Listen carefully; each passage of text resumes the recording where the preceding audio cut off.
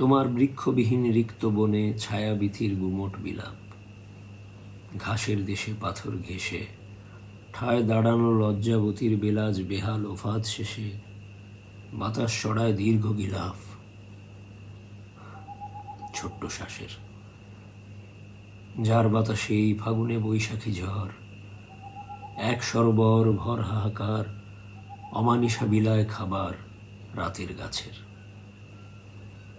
যেইখানেতে 12 মাসে হাসনা হেনা ফুলের ছিল সাঝের অহংকার, এখন তাতে শুধুই আছে শীতল পরিবার, শত সাপেরই সংসার। বলো, কোথায় আমি পা ফালাবো?